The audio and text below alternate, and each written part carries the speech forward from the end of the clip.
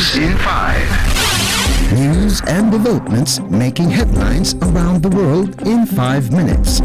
World News in 5. Here on Radyo Pilipinas Worldwide.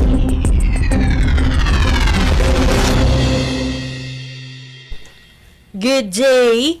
This is World News in 5 here on Radyo Pilipinas World Service. Afghanistan is the world's fastest growing maker of meth according to a report from the United Nations Drug Agency. The country is also a major opium producer and heroin source, even though the Taliban declared a war on narcotics after they returned to power in August 2021.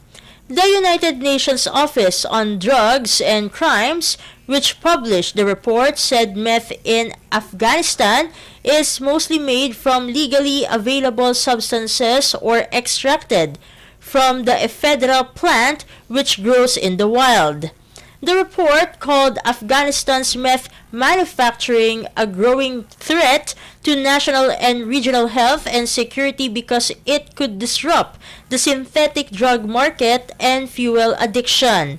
It said seizures of meth suspected to have come from Afghanistan have been reported from the European Union and East Africa. Annual meth seizure totals from inside the country rose from less than 100 kilograms in 2019 to nearly 2,700 kilograms in 2021, suggesting increased production, the report said.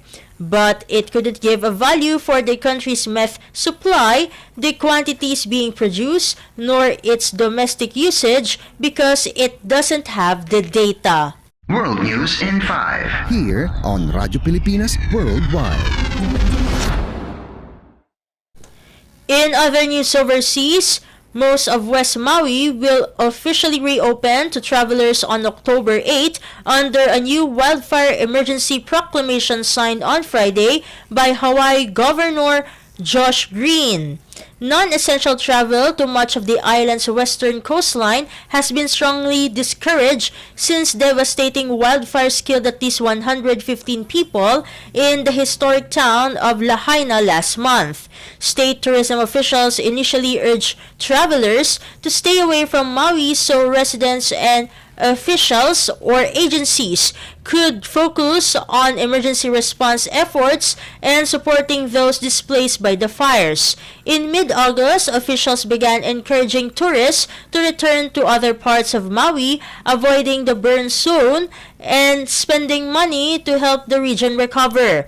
On Thursday, Green told a meeting of the State Council on Revenues that he expected authorities to reopen most of the West Maui to travelers in October with the exception of the fire-damaged neighborhoods. It is noted that tourism is a major economic driver in Hawaii, and the wildfire disaster prompted state officials to lower their 2023 economic growth prediction for the entire state to 1.1%, down from 1.8%. World News in 5. Here on Radyo Pilipinas Worldwide.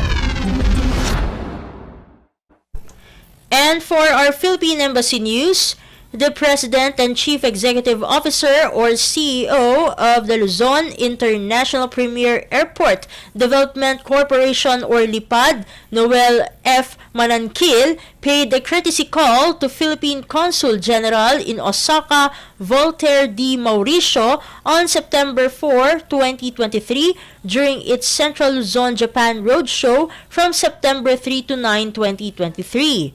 In partnership with the Department of Tourism Region 3, Clark Development Corporation or CDC, and the Bases Conversion and Development Authority or BCDA, LIPAD aims to introduce the diverse culture, attractions, services, and destinations that Central Luzon has to offer by supporting the resumption of the Clark International Airport or CRK Narita, also known as NRT route. It also endeavors to present the latest facilities and services of CRK and various sites and landmarks within its catchment areas through a product update and increase awareness and promote CRK as the main gateway to the central and northern Luzon regions of the Philippines and further position Clark as a primary destination among travelers.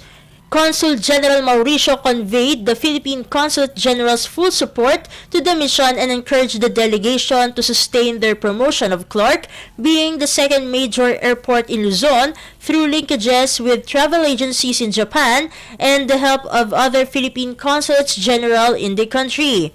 LIPAD is a consortium composed of Philinvest Development Corporation, JG Summit Holdings Incorporated, Philippine Airports Ground Support Solutions Incorporated, and Changi Airport Philippines Pte. Limited, a wholly owned subsidiary of Singapore's Changi Airports International. LIPAD was also awarded the operations and maintenance of the Clark International Airport and the adjoining Civil Aviation Complex on August 16, 2019. World News in 5. Here on Radyo Pilipinas Worldwide. And that concludes today's edition of World News in 5. For Radyo Pilipinas World Service, this has been Steph Vicente. Good day and stay safe, everyone. World News in 5. News and developments making headlines around the world in 5 minutes. World News in 5. Here on Radyo Pilipinas Worldwide.